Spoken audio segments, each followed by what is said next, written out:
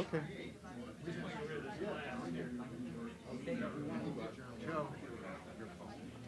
Oh, yeah. Let me make sure I have my.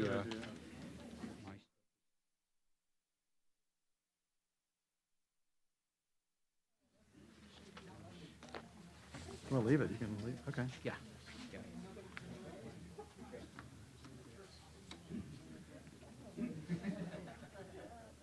Okay. Hi, everybody. I'm Bill Mccarran. I'm your executive director. So glad to see all of you here today. And I'm so glad to see so many wearing masks. I'm going to take mine off so you can hear me. And the people at the podium may not have masks during this event, but we're asking the rest of you to keep them on, for your safety. Thanks for your cooperation. I'm standing in tonight for Lisa Matthews. Lisa's our 114th president. She's got a bad foot that she's taking care of, and she sends her regrets. And she wishes she could be here. I'd like to thank both the Club and Journalism Institute boards and the club committees, including the broadcast podcast team run by Mark Hamrick and the History and Heritage team run by Gil Klein for supporting the event tonight.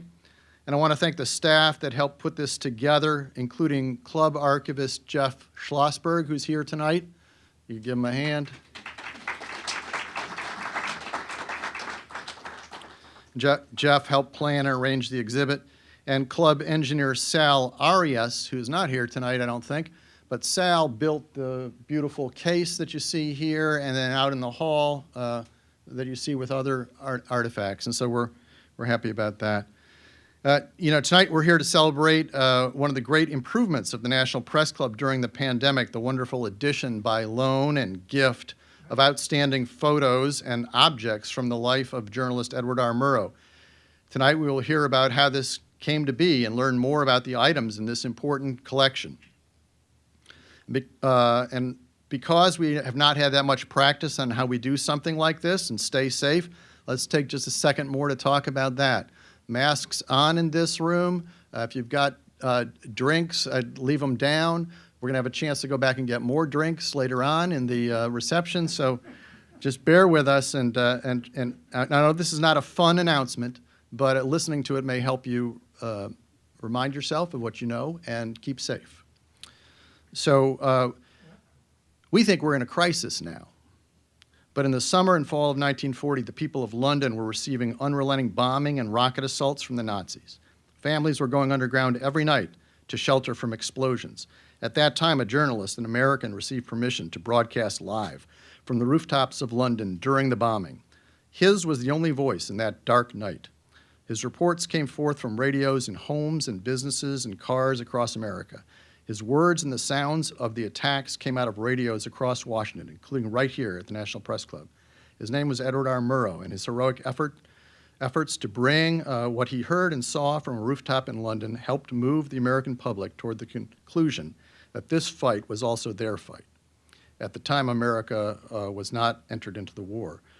Murrow's was an historic contribution, and he would go on through his work to help his country and the world stay on a path of democracy and freedom. And it is one of the reasons why he is so revered. I offer that just as some perspective, although we all here know all sorts of reasons why we love Edward R. Murrow. I'm now going to ask Angela Greiling-Keene, who is a managing editor of Politico, president of the National Press Club Journalism Institute, and former president of this club, to join us and say a few words of her own about Murrow and about this situation. Angela?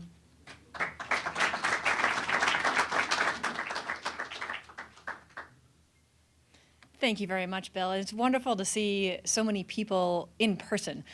You're not Zoom squared, you're here. This is really nice, and I'm thankful to the Press Club for having such great COVID protocols that we are able to gather here in person and feel safe doing so. Of course, I would like, on behalf of both the National Press Club and Lisa Matthews, who I know would very much like to be standing here right now, and on behalf of the National Press Club Journalism Institute, to say our thanks to the Murrow family.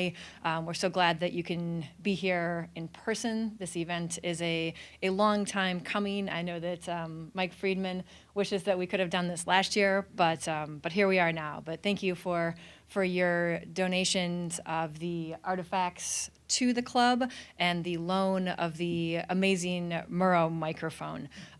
Mike and I, last year at the Fourth Estate event, which is the fundraiser, the biggest fundraiser for the Journalism Institute, we hosted the event where everybody else was virtual, but Mike and I were in person downstairs in the Press Club's broadcast studio. So we got to be there at the broadcast desk with the microphone, touch it, feel it, imagine that we were using it to speak into. But it's an amazing artifact, and we're very lucky to have it visiting the Press Club for all this time. And I'm very, very happy that people can actually come see it now. It's been here for a while, but unfortunately, obviously, due to pandemic, not enough people have gotten to see it for themselves.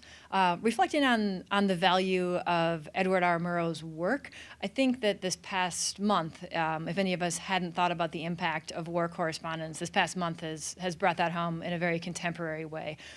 We've all seen that had we not had brave reporters, broadcast and print, and photographers and everything else in Afghanistan, we would not have seen the stories that we have that are so important to tell. And so we have journalists today doing the same sort of work that Edward R. Murrow did during World War II. So we're lucky to be able to have that link to the present and the history here with us at the Press Club and tonight.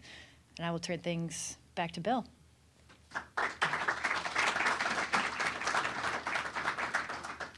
Thank you, Angela. So we gather tonight in the Murrow Room in the National Press Club. Maybe this is the size of Murrow's rooftop perch in London.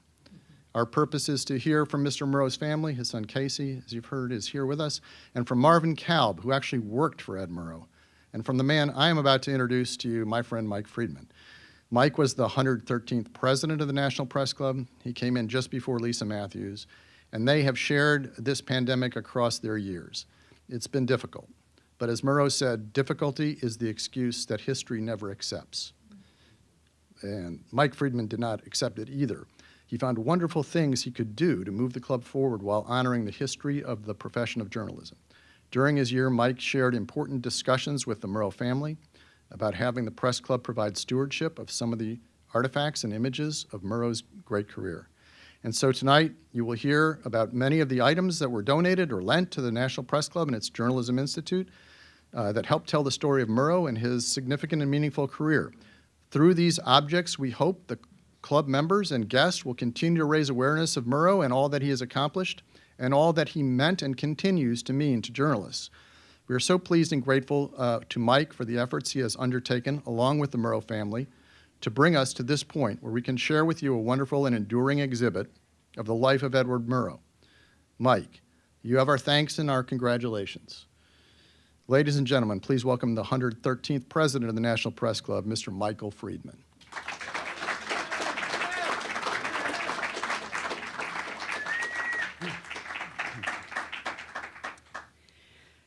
Thanks so much, Bill and Angela, and good evening, everyone. I've had the privilege over the course of my career to be in close proximity to the Murrow legacy. During my tenure as general manager of CBS Radio Network, I produced our Millennium programming, which included the 3-hour CBS News 20th Century Roundup. The third hour of that program represented the final reunion of all of the surviving members of the vaunted Murrow Boys of World War II, and included Richard C. Hottelet, Howard K. Smith, and Larry LeSueur, along with America's first anchorman, Robert Trout. As these gentlemen entered the CBS newsroom in late 1999, our world momentarily stopped to recognize the first and finest group of broadcast journalists in the history of the profession. In 2004, thanks to the fine efforts of my friend and CBS News colleague Sam Litzinger, who is with us tonight and who initiated the application, Dick Hottelet, Sam, and his wife Laura King, and my wife Renee and I traveled to London for the dedication of the historic blue plaque on number 84 Hallam Street, the Murrow residence during World War II, and Casey Murrow's first home. And in January of 2020, Casey Murrow honored us with his presence and his thoughts as he spoke of his father's legacy at my inauguration as president of the National Press Club. Finally, as many of you know, for the past 27 years, Marvin Kalb and I have partnered on the multi-award-winning Kalb Report public broadcasting series, which is based here at the National Press Club and underwritten by Inasmuch Foundation. Through 102 programs, the most recent of which premiered on the Press Club website last night and will be broadcast this fall on Maryland Public Television and around the country, we have endeavored to provide, in the Murrow tradition, thoughtful, substantive, dignified, educational conversations that speak to the vital role of the press in our democracy. And who better to guide that effort than Marvin Kalb, the last correspondent personally hired and mentored by Edward R. Murrow at CBS News, and the gold standard today of journalistic ethics and excellence. Ladies and gentlemen, it is my honor and pleasure to welcome my friend and partner, Marvin Kalb.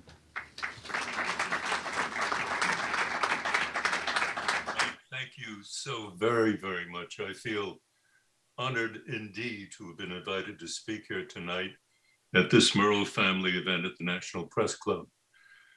For me and for the entire Kalb family, the name Murrow has been with us ever since World War II. I remember that as a kid with my father, I would be listening to broadcasts coming in from Europe that Murrow did. That was our introduction to the man and to his work. And I came to be fascinated by the quality, the content, what it is that Murrow presented to all of us. I did not meet Murrow until May of 1957. I had written a piece for the New York Times Magazine about Soviet youth. Murrow read it, obviously liked it, called me the following day. I was at the Widener Library at Harvard, and the librarian came over to me, tapped me on the shoulder and said, Marvin, there's a guy who identifies himself as Edward R. Murrow. When he's on the phone, would like to talk to you. I turned to her and I said, it's probably some quack. Edward R. Murrow is not going to be calling me. Forget it. I went back to my work. She returned late that same afternoon. She said, Marvin, it's that same man. He keeps saying he's Edward R. Murrow, and he would like to talk to you. And I think you ought to pick up the phone and talk to him. I figured, oh, what the heck? So I picked up the phone. And of course, the minute I heard his voice, I realized what a total jackass I had been in not talking to him immediately in the morning. He said that he would like very much to talk to me in person. Could I join him in his New York office the following morning?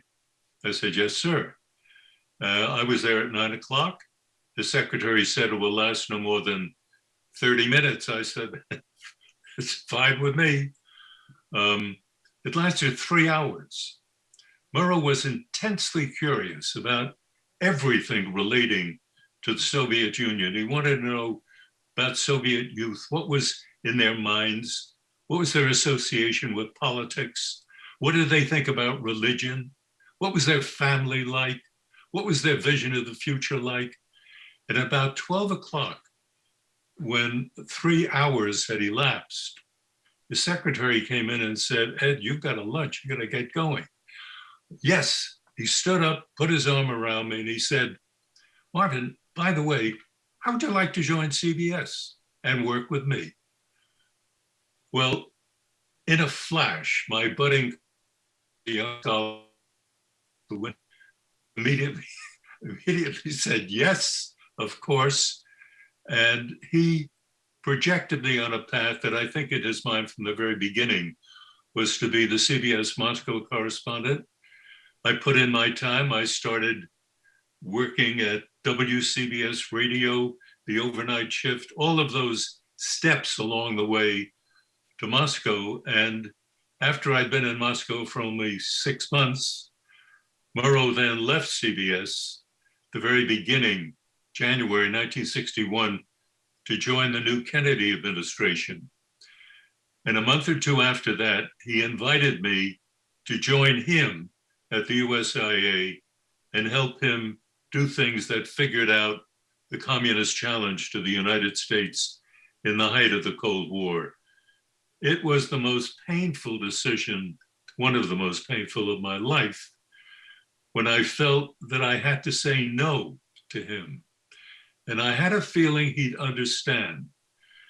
And so I picked up the phone, I called him, I think it was from Paris, and I said, Ed, please understand, I would love to work with you, but I feel as if I ought to be here in Moscow. He said, I understand completely. It's the right decision. Do it and continue to do it well. And I sort of made a pledge to myself at that time that if I could do it in the spirit, with the quality of the Murrow tradition, I would be doing a good thing, I hoped. And since that time, I have always tried to operate and function as a reporter very much in the shadow of the great tradition of Ed Murrow. Thanks, Mike, very much. And to everyone, congratulations on this warm and memorable evening. Marvin, what an honor and a privilege to work with you over these last 27 years on the Kalb Report series, and we're still going, which is just terrific. You are a treasure, and we love you, and thank you very, very much.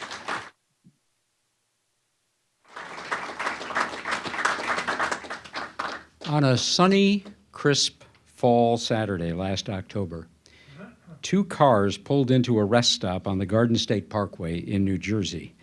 Unbeknownst to the travelers who stopped for a cup of coffee or to stretch their legs, an historic handoff took place. Casey Murrow drove from his home in Vermont, Renee and I from our home in Virginia in the midst of the pandemic, to transfer from one car to another the marvelous Murrow artifacts that you see around us in the Murrow room this evening. The donated items add valuable context to our understanding of Ed Murrow, the person, as well as the journalist. They are truly representative examples of what he enjoyed in his personal time with his wife Janet and son Casey, and through magnificent photographs, some insights into his personality. During that Garden State Parkway rendezvous, one more item was transferred from car to car, this one to be shared on loan for, as Angela mentioned, the 2024 Estate Awards, during which we honored CBS News President Susan Zarinski, the first woman to head a major news division at a network, and a true disciple of Murrow and Walter Cronkite. This was the BBC microphone used by Murrow for his World War II broadcast from London. It is the microphone through which modern broadcast journalism was born. It was given to Murrow in 1946 by the staff of the BBC and carries a plaque that reads, "This microphone, taken from Studio B4 of Broadcasting House, London, is presented to Edward R. Murrow, who used it there with such distinction for so many broadcasts to CBS New York during the war years 1939 to 1945. The inscription is dated March 8, 1946. Through the graciousness of the Murrow family, the loan of the microphone was extended to this fall, and it has served over the last 11 months to inspire a new generation of journalists who have had the opportunity to view it both online and on display just outside this room. And if you've not had a chance to view and listen to the marvelous piece that Sam Litzinger created and produced that is next to it, I hope you'll have an opportunity to do so at the conclusion of this program. Like his parents, Casey Murrow is an educator. Casey is director of Synergy Learning, a nonprofit organization specializing in science and math programs for schools and teachers. It is the publisher of the online magazine Connect. Synergy supports Vermont Learning for the Future and Educate the Whole Child, 2 projects that provide national leadership for their constituencies. And for decades, Casey Murrow has been a superb steward of the legacy of his father and his family, protecting its privacy and ensuring the quality of projects about the pathfinding work of Edward R. Murrow, who harnessed the power of two new forms of media, radio and then television, to drive journalism and our democracy forward. We are privileged to have Casey and his daughter Jenna with us this evening, and other members of the Murrow family tuning in via a special live stream of this program. And now it is my honor to introduce to you Casey Murrow.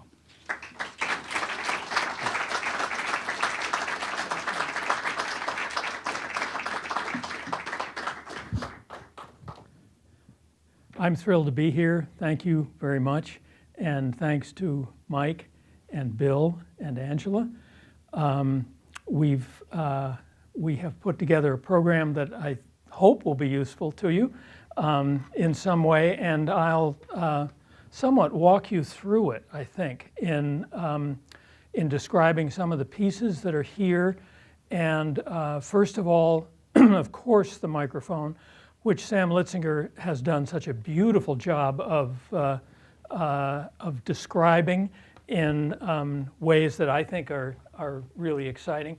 And so thank you, Sam, for all of that, too.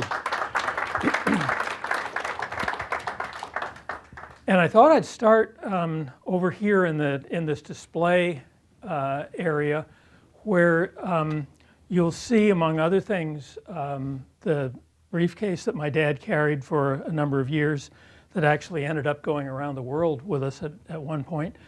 A poker set. Now, he was either a very good poker player or a terrible poker player.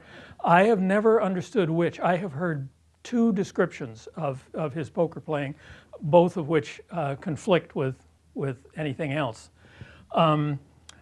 There are several games here. There are both a version of poker that's possible to play, and a golf game that was another one of my dad's favorite things to do. Also up here on the right is a Cavalry Satchel that we carried with us whenever we went hunting, and that always contained a very generous supply of shotgun shells.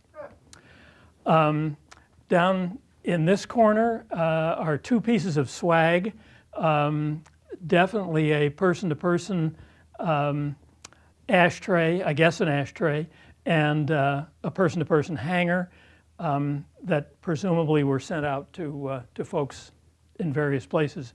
There's also a CBS mic flag here that probably was handed to me by somebody at some point, and I was encouraged to take it home. At least that's what I suspect. There's also an atlas here that my dad used during the North Africa campaign to try to figure out what was going on. Some of the pages have pencil marks on them that I assume relate to various battles. And I do know that because it's in French, my mother was extremely helpful in reading the French to my dad. So that clearly helped out. Also on this table is a hunting vest that Dad certainly wore at various times when he wanted to be in red, I guess. Usually he was in tan, and there are some lovely pictures of the three brothers, his brothers Lacey and Dewey, who were instrumental in his hunting. His hunting went on all through my childhood, and fishing did as well. Golf, of course, was a major draw, and The hunting, I think, probably dated back to his childhood, when they would often hunt for food in the Pacific Northwest. So, continuing on, I was going to back up here. Actually, there's some wonderful Josh Billings quotes that Dad would sometimes read out loud to people visiting his office. It's better to know less than to know so much that ain't so. Josh Billings. And another one that was often quoted to me is silence is a hard argument to beat. Josh Billings. Those were written in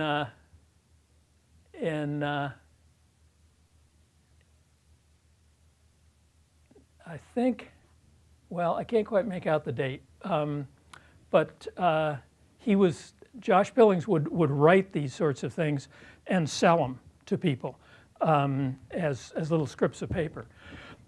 Also contributed by the Freemans are two photographs of Ed trying to hear what's going on, and of Walter Cronkite and Ed together in the CBS News booth that would have been in New York in the 1950s. This is a particularly important piece to me. It is obviously Carl Sandburg speaking in front of the Lincoln Memorial, and handwritten to Ed is Edward R. Murrow, reporter, excuse me, historian, inquirer, actor,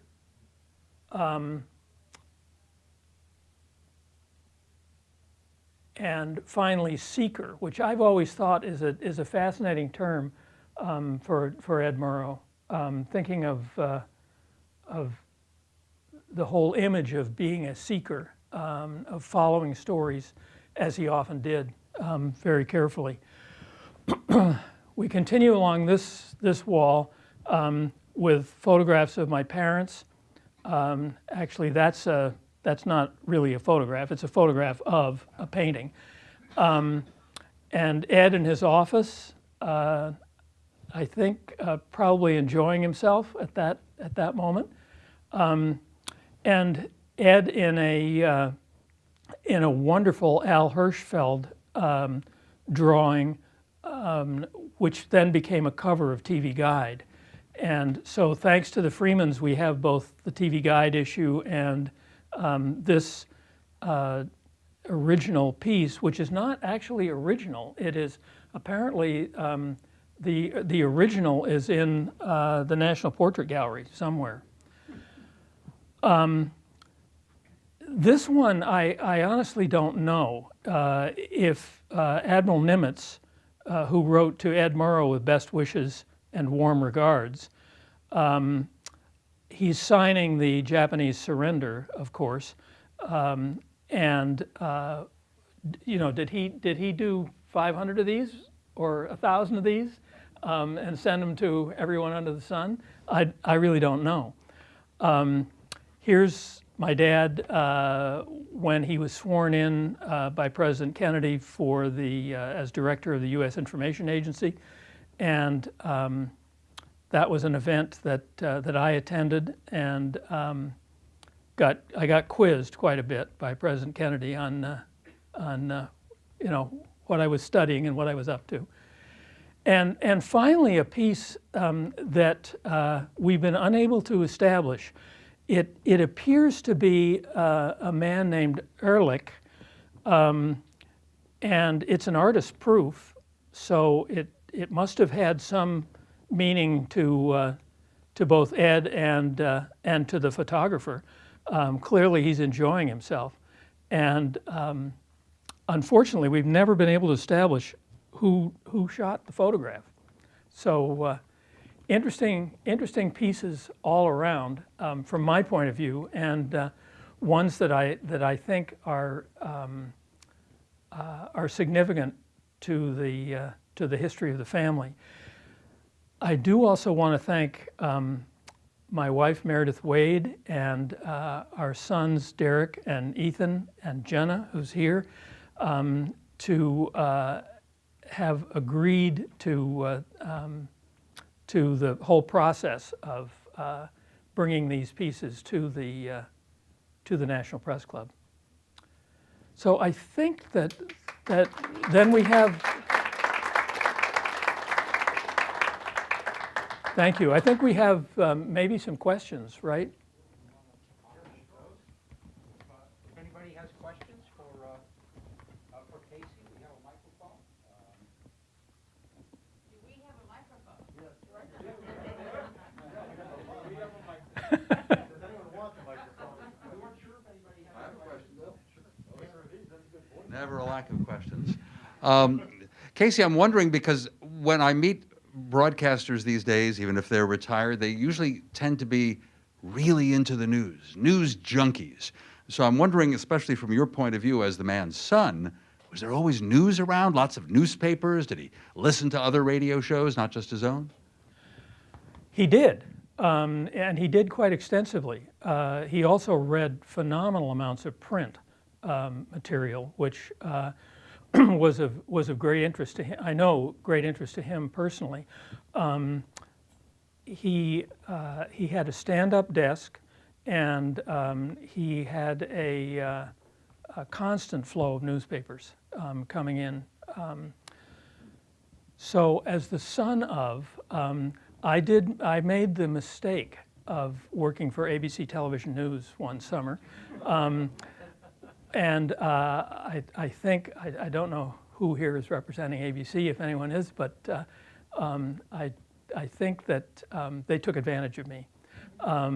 And I also think that my dad was quite careful to suggest that journalism might not be the avenue that would be the easiest one for me to pursue. So that's the best I can do on that one. What did your dad's brothers do during the war and after the war? A very interesting question.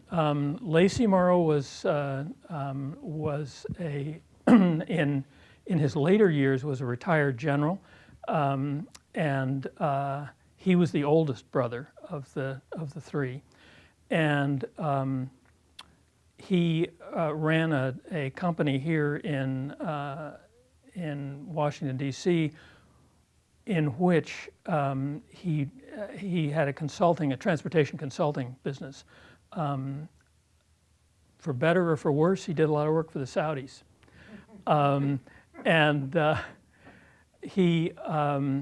My other uncle, Dewey, ran a construction business in Spokane, Washington, that was turned out to be a wonderful family business, in fact. You don't think they were soldiers in the war? They were both. Oh, they were. Yeah. Thank you. Question here? My name is John Pellegrin, and my father, Frank Pellegrin, who I found out in '89 when he passed, was not my biological father. We wanted for nothing. We were not spoiled.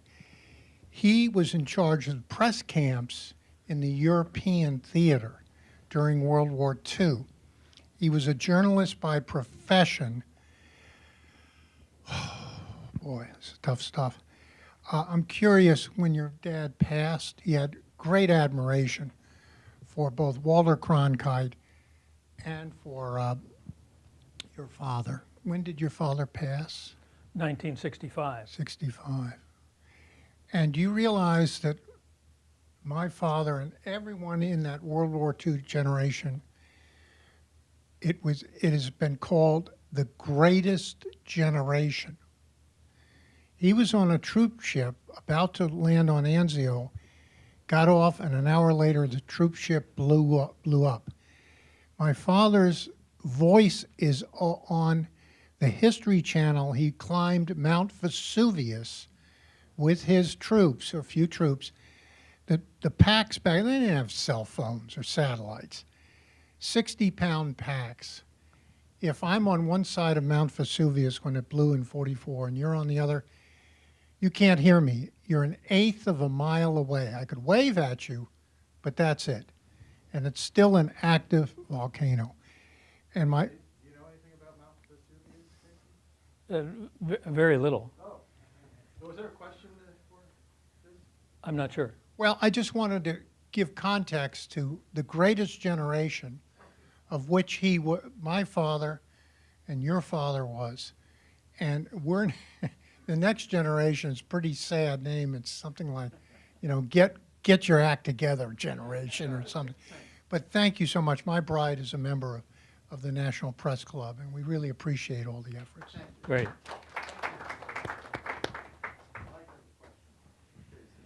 Casey's been gracious enough to speak to a generation of my journalism students at George Washington University. And one of my favorite questions for Casey, and I think one that interests the students a great deal, is about your relationship with your dad personally. And it's always interesting to hear about how your dad actually took time off, something a lot of journalists don't do these days, but he took time for his personal life and his time with you. I wonder if you could elaborate on that a little bit. Sure.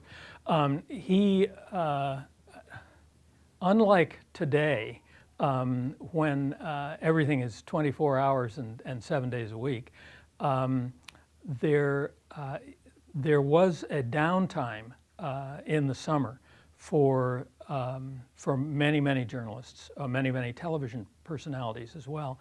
And he certainly took advantage of that and traveled with me. We drove across the country a couple of times and generally enjoyed the same things, fishing, golfing, and hunting. So that's an answer to Mike's question, I think. It probably goes on and on if in terms of the many things that Ed managed to do. And certainly he was a remarkable father to me, and was a pleasure to be around. I wanted to share, I'm looking for something right now because I wanted to share something with the group that Dick Hottelet wrote about your dad. I'm just going to ask Bill to hold the mic for a second. There you go. Let me just pull it out of here.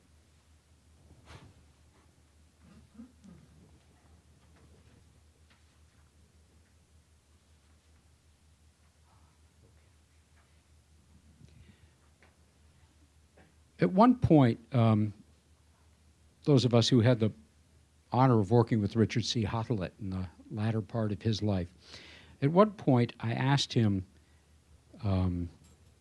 to share his thoughts about Murrow and asked him to put it in writing. And here's what Richard C. Hottelet, who was the first voice Americans heard on D-Day on June 6, 1944.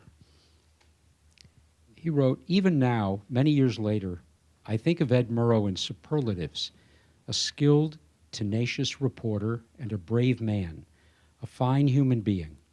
As a boss, Murrow laid down no rules, made no suggestions as to style or content. He demanded only a clear and, where appropriate, colorful presentation of fact.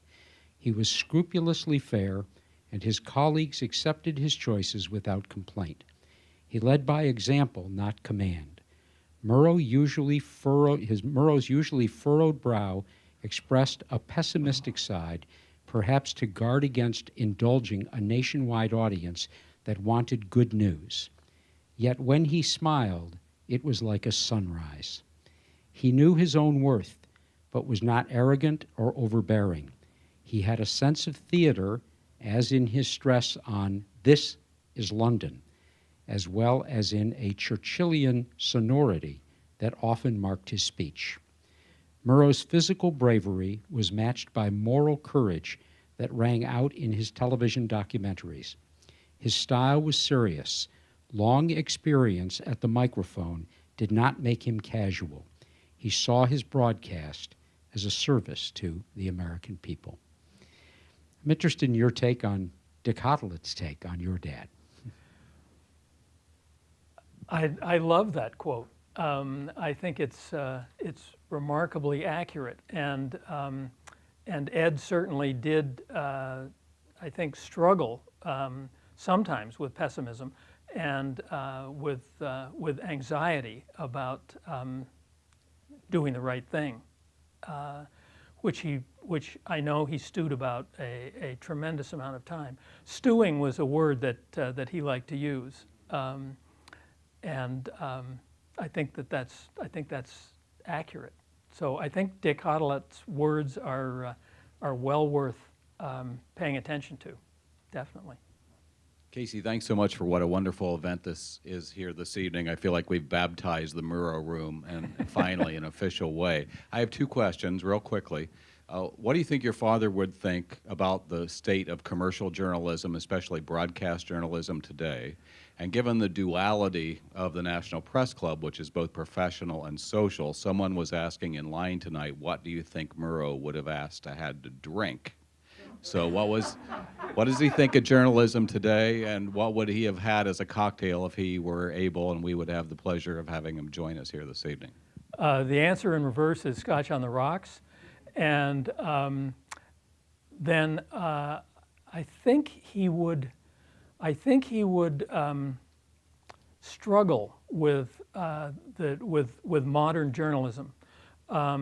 I think he would be fascinated on the one hand with the ability to communicate with the world, really, that we all have within us, and or accessible to us, and I think that he would worry about whether we, as a nation, are managing to, because he thought a lot about this country as a country, about the degree to which we would manage to essentially once again do the right thing in some form. Somebody else has the mic, I know. Are there any other journalists in your family? No, there are not.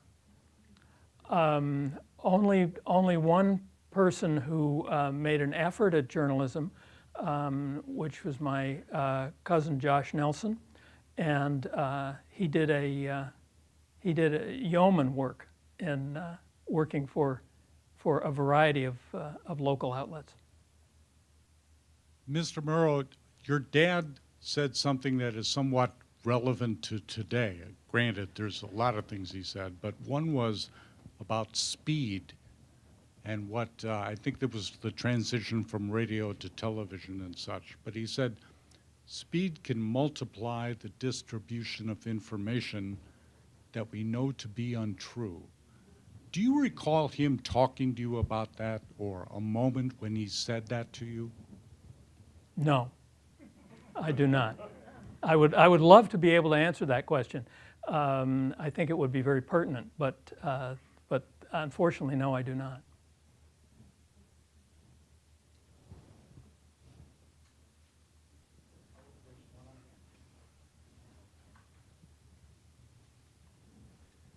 Thank you very much. Speaking of anxieties and looking at things in perspective a little bit, the media today, the journalism, the fourth estate is under attack by politicians, by other entities. And looking back then, was there a time when your father had any anxiety, any fears that the journalists who are under attack by politicians or other entities in a way to diminish the role of the media? Because he's an icon, and here we are looking at him today as an icon in modern journalism, modern broadcasting, and we celebrate that. But at the same time, as journalists, we are under attack. Our credibility is under attack from so many angles. So I wonder if that was also an issue back then, if you know. Oh, I think it was. I think there was great anxiety about that particular issue, beautifully brought out in your question. And I think that the greatest time that was a struggle was during the McCarthy era, when he clearly saw Senator McCarthy as as a major threat to journalism as a whole. And what did he say about it? What did he express about it? You know, the best way to find an answer to that question, I think, is to watch the two McCarthy broadcasts, one of which is absolutely stunning, and that being the, I think, the initial one on Senator McCarthy, when they spent almost 6 months finding enough film to fill out the program. The other one is a fascinating man named Michael Radulovich, whose father was selected by the Air Force, really, to attempt to get rid of him because his father subscribed to a Serbian newspaper. So Lieutenant Radulovich told the story of that entire experience, and he was willing to put enough of it on tape, on film, so that they were able to make an entire broadcast out of the Radulovich story, which is absolutely a stunning piece of production, I think.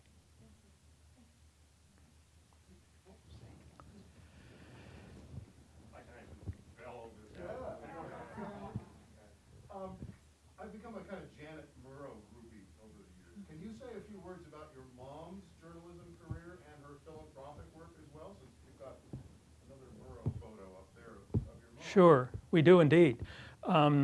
And I brought that photo along to contribute to the press club, in part because I felt that that her broadcasts were worth at least someone listening to and paying attention to.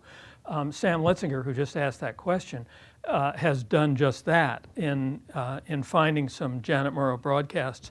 She worked for the BBC and for CBS. She did periodic broadcasts for CBS, about which I actually know very little. She did do a series of BBC programs which really explained the degree to which Americans had to, well, the British particularly, had to pay attention to the weird behaviors of Americans who seemed to be suddenly populating so many towns and air bases and so forth. That was intriguing stuff. In terms of her broadcast work, and you mentioned her philanthropic work, which was really had to do with an organization called Bundles for Britain, which recruited Americans to package up things for folks overseas, folks in England, and send them, so that this bypassed the American embargoes that existed at that time, and simply amused me as a strategy, an intriguing strategy that could be applied somehow today, I suppose.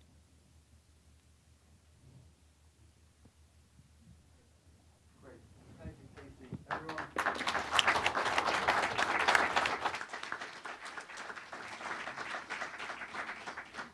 What a fantastic evening, and I hope you all enjoyed it. And it was great to be with all of you and to hear these wonderful stories. There is still some more to go tonight. I'm going to call Casey and Mike back to the podium, and they have what I think is an important and historic announcement. So stand by, as they say.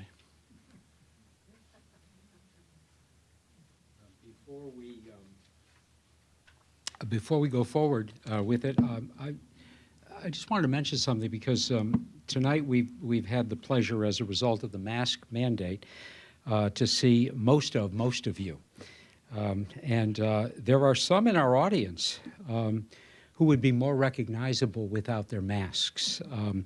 And they represent the current greatest generation of journalists. Some of them have been introduced by name, Sam Litzinger, Mark Hamrick, others. I do want to acknowledge with appreciation the presence tonight of Stephen Portnoy, who is the current CBS News White House correspondent and the president of the White House Correspondents Association. Stephen? And a name that's going to be familiar to everybody here, and he's behind those Foster Grants and that mass tonight. Legendary NPR host Robert Siegel is with us this evening. You heard from him a little earlier. My dear friend and former CBS colleague, CBS News national correspondent Dan Raviv is with us. The legendary broadcaster Irv Chapman is with us tonight. And you met Sam Litzinger a little earlier, and a special hello to a very dear friend, the former chair of the National Press Club Board of Governors, Ken Melgren, is with us this evening. And with that, I'll turn it over to Casey. Well, so over a period of years, we as a family have wondered what to do with Ed's remarkable artifact, the microphone. Obviously, this does represent, as Mike said earlier, an aspect of radio journalism that is one of a kind, almost surely. So we've wondered what to do with it. And it's been in the family for 56 years. And now it has a new home with the Friedman family. And I'll turn over to Mike to explain this. Thank you, Casey. The Friedman family sees this extraordinary opportunity as a private acquisition and a public service. Casey agreed to loan us the microphone on a whim last fall for the Fourth Estate Awards, and he extended and extended and extended its loan to the National Press Club. We don't feel enough people have had the opportunity here at the club to come and enjoy it and to be inspired by it. So with deep appreciation to the Murrow family, the Friedman family, as I said, sees this as a private acquisition and a public service. Our hope is that it will continue to inspire journalists for generations to come, and it's going to remain in its place outside the Murrow room here at the National Press Club.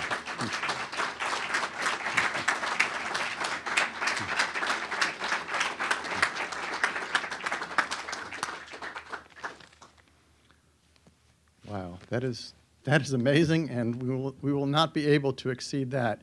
I just want to thank Mike and Renee Friedman, but I want really to thank Casey Murrow and his family for being here and making this such a special evening. And I'd like to thank all of you for being here and adding your voices and your attention. And I think what we should do now is adjourn to have a cocktail, and I think it's Scotch on the Rocks, Casey called it. And if you would all do us the favor of hoisting one for Ed Murrow.